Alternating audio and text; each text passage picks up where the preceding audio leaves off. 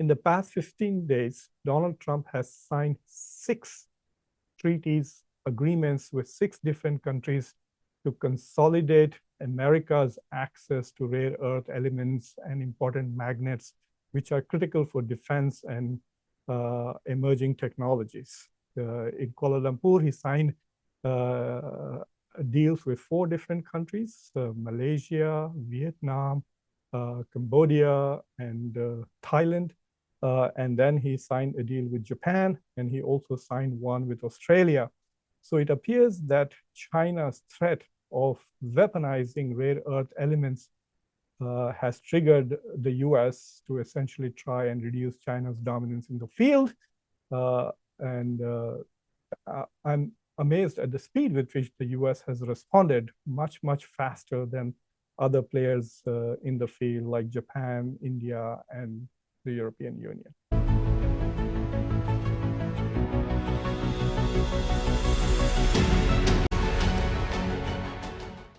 Welcome to Khanversations. I'm Muqtedar Khan, your host. And today I'm going to talk to you about one of the most important and hot topics of global geopolitics, which is China's monopoly on rare earth elements and metals and magnets. China has used this as a counter lever to Donald Trump's use of tariffs. And as you can see, among all countries in the world, the only country that has to some extent resisted the United States imposing its will on the rest of the world using tariffs is China. Canada too has opposed, but Canada has a backdoor, which means that the United States is continuing to respect the US-Canada-Mexico Treaty, or NAFTA 2.0. As a result of that, a lot of Canadian products are still coming into the US at zero tariffs or whatever were negotiated in NAFTA 2.0. But overall, China has been the only major economy and major power in the world which has pushed back against the US, including imposing at one point close to 120% or more tariffs on the US. Just a few weeks ago, China had come up with this idea of controlling the supply chain of rare earth elements and magnets and determining who gets to buy them, and creating a very complicated process by which they would even evaluate the end user purpose of imports, etc. So the point was that China was essentially trying to not only consolidate and weaponize its dominance in the rare earth elements market, but also use it to perpetuate its dominance, because China not only has control of, shall we say, the mining of rare earth elements, but also controls the processing, which is very critical for these elements, and also owns more or less or produces the technology that is used for processing the rare earth elements. And thereby, by controlling who gets the technology, they can delay other countries which do have reserves of rare earth elements from being able to bring them to the market, thereby prolonging China's dominance and, shall we say, leverage in the global economy, and especially in the global supply chains. But it appears that China and the United States have agreed on an overall framework for a trade agreement which allows China to essentially postpone its export controls for one more year, and also ensure that the United States does not impose the 100% additional tariffs that Donald Trump was threatening from 1st of November. In a couple of days, in fact, day after tomorrow, Xi Jinping and Donald Trump are expected to meet at the APEC conference in South Korea, and they are expected to announce a major deal between the United States and China. And when that happens, obviously, I will be here to explain to you the nuances of that particular agreement. I think it will be one of the most important agreements in recent years with regards to the global economy and global trade.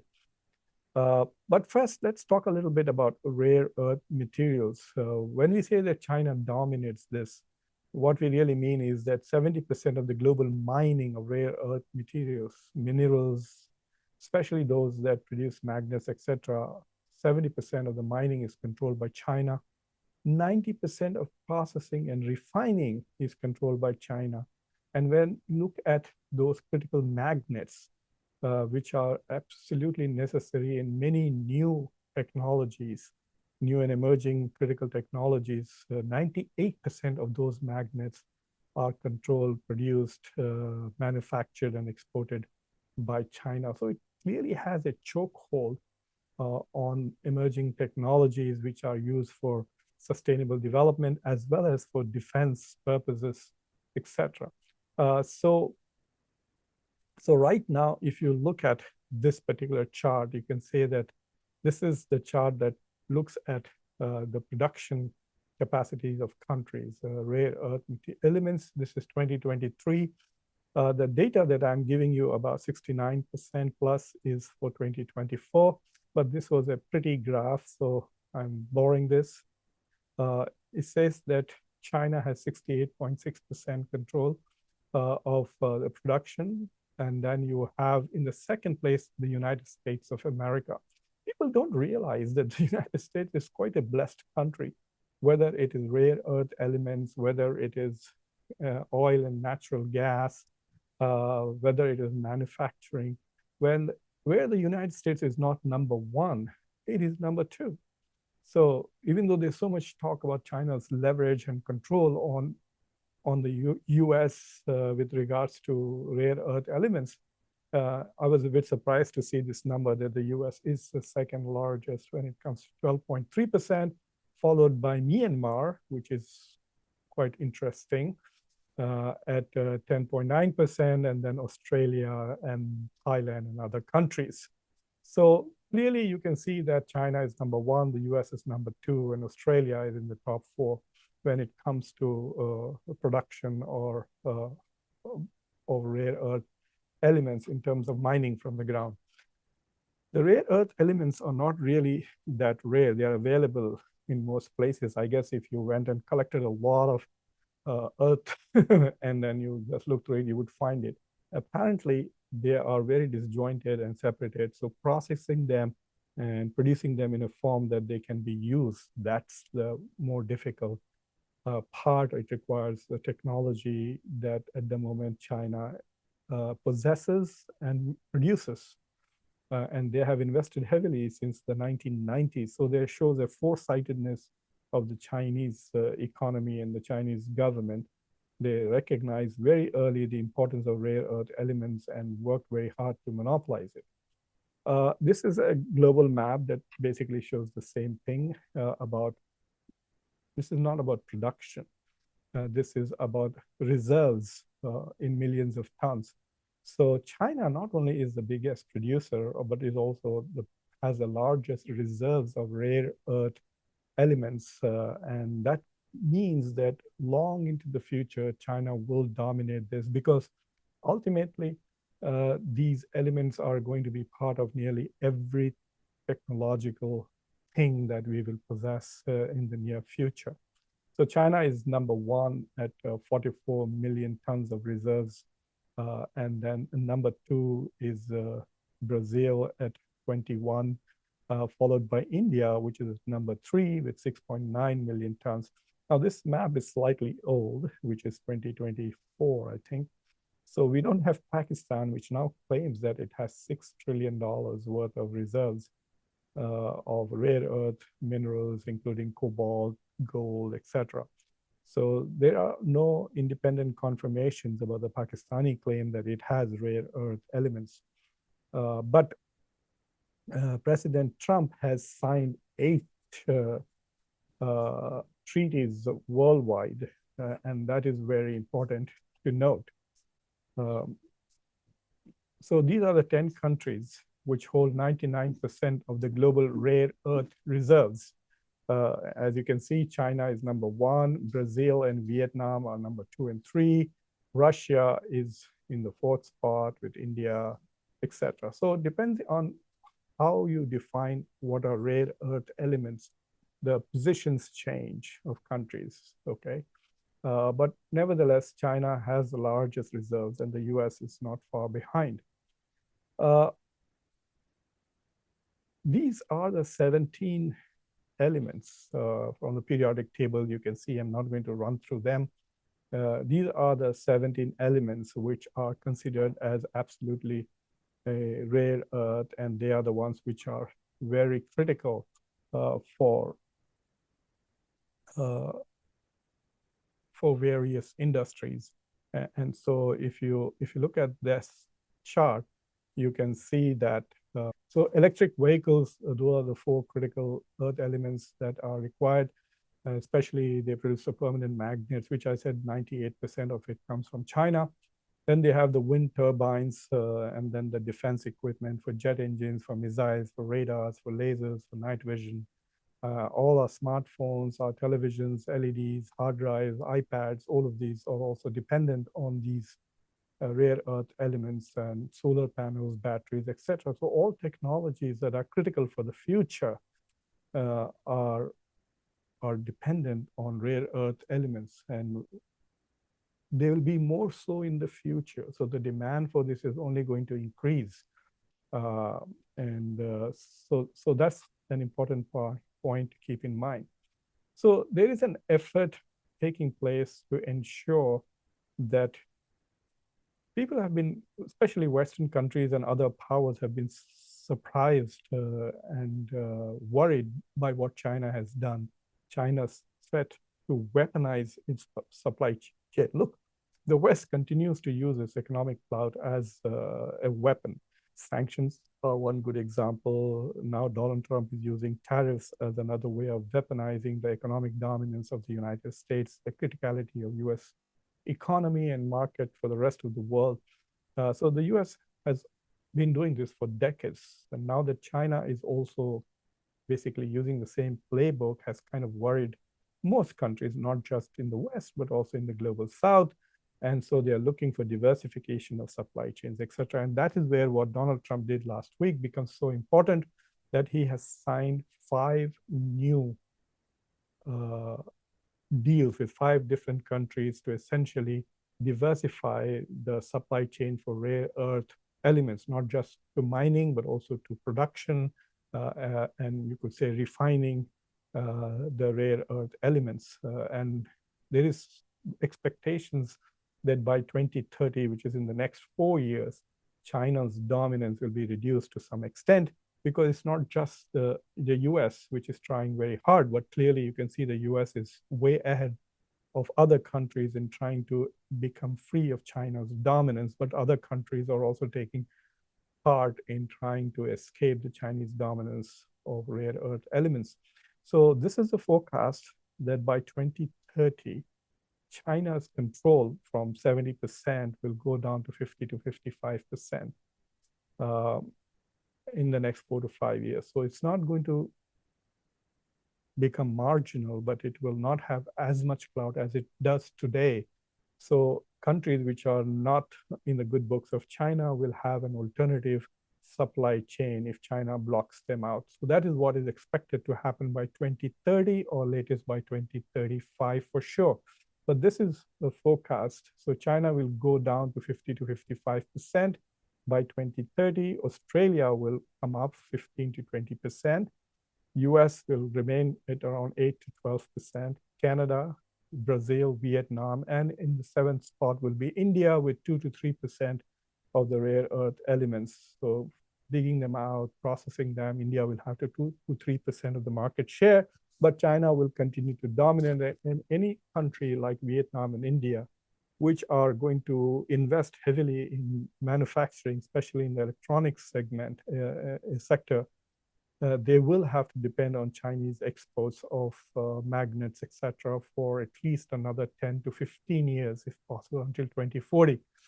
So what did Donald Trump do? He spent a lot of time criticizing President Trump on various things, and deservedly so. But I think on this particular issue, he has done an incredible job. So since becoming president, or shall we say since April of this year, Donald Trump has signed 8 critical minerals related treaties with 8 different countries. So in the agreements, what Donald Trump is essentially doing is he's getting first priority for the United States to buy what is produced, or even to jointly excavate and dig mine those rare earth elements, and then basically create an independent supply chain where the US will be either refining it or at least just buying that. So it is quite possible that in another 10, 15 years, if all these deals remain intact, the US might be competing with China in control of rare earth elements. So the first deal was in April 2025 with Ukraine, which establishes joint reconstruction, etc., including rare earth elements like neodymium and dysprosium. I can't even pronounce those names, but there are two of the 17 important elements. The expectations are that there are about 500,000 tons of uranium. There are some fears that some of those mines might be now under Russian control, but once there is a peace process, the US will have access to Ukrainian minerals. This was the first deal that Donald Trump signed. And then after that, he signed one with Pakistan. And that is the second one, which at the moment, I have no information as to how solid the Pakistani claim is that they have millions and trillions in dollars worth of rare earth reserves. But nevertheless, the US is betting on it. So in September, the US basically signed an agreement with Pakistan, and it's investing $500 million, which has already been allocated for basically mining of these rare earth elements from Balochistan. It also includes mining, refining, and also exporting. And it is also tied to the Pakistan's trade deal with the United States, which is quite good because the tariffs that have been imposed on Pakistan are only 19%. It is the second lowest in South Asia after the 10% on Nepal. And then this week, actually, in fact, about a week or so ago, so on October 15th, the US signed a nearly $9 billion deal with Australia. So Australia's reserves are known. In fact, it is a producer of rare earth elements. So the US is investing $1 billion and giving them loans for over $2 billion. So it's a big deal that they are basically trying to acquire existing mines where rare earth elements are. This is going to benefit both Australia as well as the US. And then on October 26th in Kuala Lumpur, Donald Trump signed deals with Malaysia, Thailand, Cambodia, and Vietnam. Vietnam is another major player when it comes to reserves as well as production. So signed 4 more deals to essentially consolidate its access to reserves of rare earth elements and also to the finished products that are generated from these countries. And then finally, yesterday, the United States signed an agreement with Japan where they both will invest, I think, in Australia to produce basically magnets for defense purposes alone. Because one thing that China is trying to do is to prevent the export of rare earth elements and magnets, etc., if the end user purpose is defense related. So if you're building missiles and technology, China is going to be very reluctant to give you the license. Even in foreign countries where China is in some way helping with the mining of these rare earth elements there, or Chinese companies are there, they will need China's approval to basically license companies to sell these elements and also technology if they are being used for defense purposes. So this essentially is part of the, you could say, the Quad without India. So US, Japan, and Australia are going to be working together to ensure the supply of these elements purely for defense purposes. And so Donald Trump is also ensuring that the Western world is not blocked by China to these important elements. So it's an interesting development. I don't know whether what China did was smart, whether it played an important card too early in the game, alerting the world to the dangers of Chinese dominance over these elements, and thereby creating a rush to create an alternate global chain, global supply chain, and reduce China's dominance? We don't know. It is easy to make pronouncements and sign. Like for example, God, I don't know how many 50,000 years ago that India and the US signed a deal for jet engines. And so there was all this talk that, oh, India is now going to produce fifth generation fighters with America's jet engines. Well, nothing has happened. Years have passed, nearly 5 years, really. So these pronouncements happen all the time, but is there a follow-up? At least in the case of Pakistan, we see that the US has invested $500 million already in Balochistan. And with the Australian deal, I think we can be far more certain that these two things are going to go forward. The other plans are still in the air. Donald Trump was talking about Greenland primarily because of rare earth elements. Greenland is one of the places where there are huge reserves of these elements. But as you already know, nothing has really happened. So anyway, but nevertheless, you can see that unlike the rest of the world, which is just talking, no agreements have been signed by India or the European Union. The Europeans are talking about this, and they are trying to consolidate what the relationship they already have with Canada on access to rare earth elements. Canada is one of the top 5 reserve holders of these elements. So yes, they are talking about it, but not taking as proactive steps as the United States has done in the past. Like in October alone, it has now signed 6 deals with some of the major producers of rare earth elements. So anyway, I wanted to share this with you. This is, I think, a very important topic. This is going to continue to shape geopolitics because increasingly geoeconomics has become the surrogate arena where geopolitics is conducted. So thank you for watching Khanversations. If you have not already subscribed to this channel, please subscribe to this channel, like this video, press the bell icon, and don't forget to share this video with your socio-political network. Until next time, I'm your host, Muqtedar Khan. Take care.